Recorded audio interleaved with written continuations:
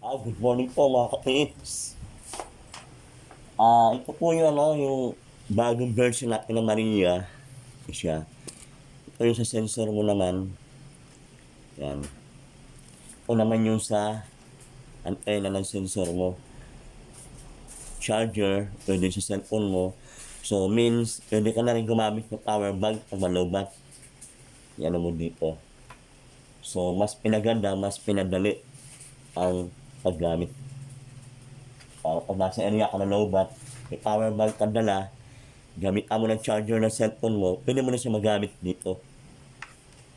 So, ganun po. So, una mong gagawin, check mo yung yung Bluetooth. Yan, yung Bluetooth mo ito. Check mo yan.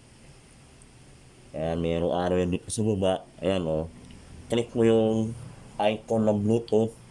Show Bluetooth device.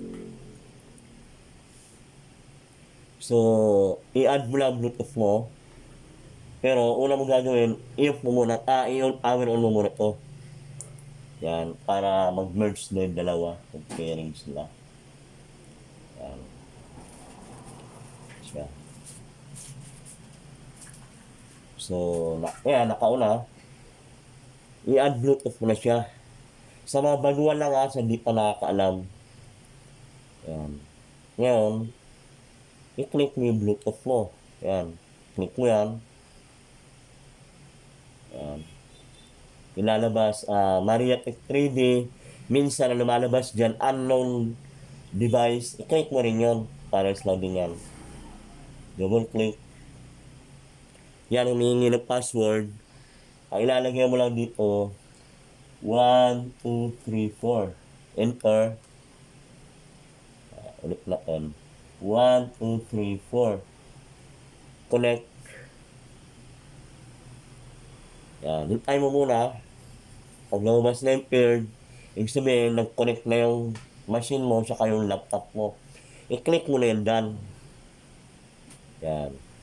So, balik ka na doon sa yan, i-refresh mo muna ng isa. Refresh. Punta ka doon sa icon ng visualizer 3D mo. Minsan nandito yan, minsan nandito.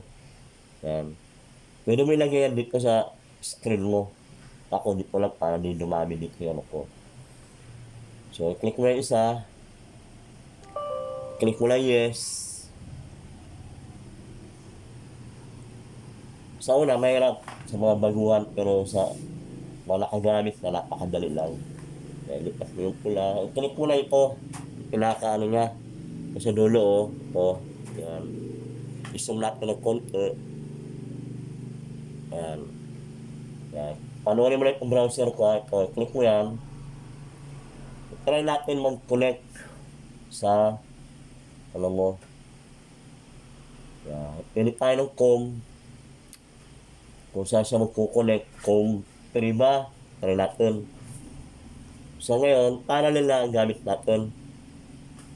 Yan, pag nagpula na, ibig sabihin, pwede mo siya i-try. Pag hindi pa rin siya mag-connect, pili ka na ng ibang com. So, lalagay ko, kahit hindi mo na nakabit yung wire mo, okay lang yung, yan, down, new scan, okay. Ilagay ko auto scan para mabilis. Okay. Okay. I-click mo yung app para mabilis. High speed. So, i-click mo na yung scan. Balancing. Yan. Yan. Minsan line po lumalabas na yan. O, click mo na yung scan, isa. Try natin hanggang line 3. Pag ayaw pa rin, palit tayo ng com. Minsan sa com yan ng So, wala pa rin. So, ika-cancel ko ito. I-okay mo lang para back to neutral siya. Yan. I-click mo yung pula para hanap tayo ng ibang com. Yun, nawala na yung pula, no? I-click mo na yung kanina, yung galing doon sa pula. Yan. I-no mo lang siya. Kasi, hahanap ka na ibang com ito, Maraming com yan dito. Com 3, com 5 tayo. Try natin. Pag pumula yan, i-okay mo, means pwede ka ulit mag-connect. Punta ka ulit doon sa new scan, down. Okay. Auto scan para mabilis. Okay. Click mo yung app. High speed. I-click mo na yung scan para mag-balancing na siya. Yan.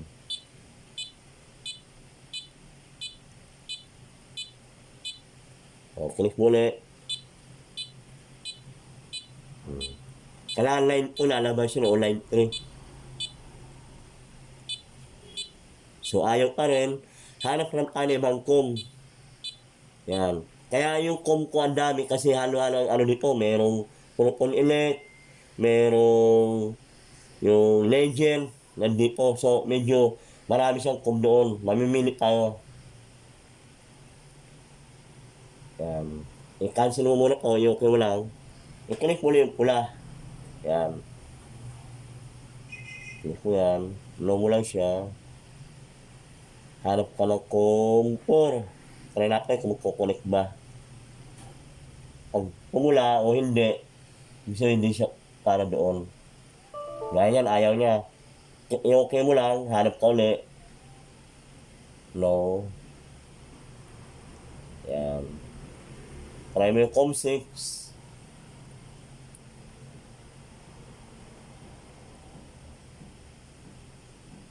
So, ayaw pa rin. Try mo yung com 7. Yan, pag pumula, try natin siya ulit. Pumula ulit. So, i-click mo lang yung down, yung scan, okay. Auto scan, okay. Full smooth pen, okay. High speed, up mo lang, click ang up. Balancing. Yan. Kailangan line 1, line 2, line 3 lalabas yan eh. Kasi itong laptop ko, ang daming device nakakonect dito. Kaya yung ano natin, com, di ko alam kung saan siya tutugma. Click ko na yung scan ulit. Yan, lumabas na. So, ibig sabihin, nag-connect siya sa com 7. Okay na po. Yan. Kahit hindi pa nakakabit yung mga aparatos na iba, gaya ng sensor, okay lang yun. Kasi ang purpose natin ngayon, mag-connect na muna siya sa Bluetooth. Yun ang purpose. So, ngayon, na-connect na natin, pwede mo na ikabit yung ano mo dito, sensor mo, yan kayo na, para mag-connect naman yung sensor mo dito. Napakadali lang ito. So for now, okay tayo. I-okay mo lang yan. Yan. So tayo ngayon, nag-connect tayo sa com 7. Kaya sa susunod, pag magkoconnect ka na, ang bilis mo na hanapin, com 7 na, done. Ang bilis na. Hindi gaya ng unang simula natin dito, medyo naghahanap pa tayo ng com kung saan tayo magmamatch yung ano natin, machine tsaka ito. Ngayon, com 7 siya nagmatch. Repairing, sabihin, pwede mo na siya magamit. So, i-close ko na to. So, mamaya, ipatry natin po sa binaon natin na box na alalim, almost 7 to 8 meters na sinimento pa yun para kasi kadalasan nga naman ng ano na hapon ay kadalasan nakasimento. Yan. Kaya doon natin, i-try ko natin doon mamaya para ano, kasi yung old na design natin naman niya ay okay na okay doon. Ngayon, kung bago, i-try natin kung ano performance niya doon. You know, ano. Meron din nakakuha nito, meron din hindi. Doon sa mga hindi pa nakakuha, ang gagawin mo lang, pinaka the best, hanap ka na magandang area. Kaya ngayon, pag nagbibili kayo sa akin, may kasama libro yan, ito. May kasama libro, ngayon. Kasi yung mga libro na yun, nandun din yung ano, yung sample na paano magbaon yung mga hapon, paano sila tago sa area na may mga landmark gaya ng malalaking puno, malalaking bato, kawayan, na nakatriangle, kahoy na nakatriangle, bato na malaki nakatriangle. Tapos yung tunnel, kadalasan, ganoon din. Kadalasan malapit doon sa malaking puno kasi nga, yung entrance nila, hanggat maaari, may cover na kahoy yan o kawayan. Para pagtago sila, hindi sila makikita ng tora-tora ng mga Amerikano. Kasi ang daming panahon na ng gera, ora-ora, parang ibon lang daw palagi yan dahil lumilipad sa area na kung saan sila hinahanap. So, kung yung ani nila may malaking kahoy, paralyze nga naman, di makikita kasi yung entrance nila, nasa ilalim ng kahoy, di sila makita kung saan sila lumalabas, sa pasok. Yung iba naman sa pools, ang ginagawa nila pag ano, yun yung ginagawa nila. Kasi sisisid ka muna, may malit dyan na bukas, pagpasok nila doon, may kwarto na doon. So, magbibihis lang sila doon ulit kasi nabasa sila. Based yan diyan sa mga naka-experience na rin na nakabukas ng tunnel sa pools. Na ang iba, yung entrance nasa ilalim ng tubig. Kaya yung Amerikano, mahirapan sila kasi ang Amerikano, may malalaking Amerikano. Pag malaki, mahirapan sila makapasok doon. Kaya mga galing hapon mag ano, sa ano nila, operation. So hanggang doon po tayo. Yan. Kung nakakuha kayo, para sa akin advice ko, isunod yung Proton. Kasi Proton, the best talaga. Kung para doon sa mga ibang ano, Titan gear, wala. Ang dami lang gumamit Titan gear. Hindi man lahat ng gumagamit ng Proton ay nakakuha. Pero nakita nyo naman yung ano doon, yung ginamit doon sa ano ni, doon sa Davao, kung alam nyo yung issue doon. Yung pinadala sa akin yung ano, yung result. Pero yung hinukay ng mga pulis, hindi yung ano, hindi yung ano, nakita nyo naman, di ba, naghukay sila doon. Nag-re-scan sila doon. Kita talaga. Tinabunan ng semento. Nung pinanay na invite, talaga nakita nyo hinukay ano nila. O, nakita nyo naman sa TV na naghukay talaga. Hindi naman ako maki-government, hindi ako maki-buloy, pero yung ano lang, reality na ano, na resulta doon sa gamit, doon lang ako naka-ano. So, gano'n po tayo.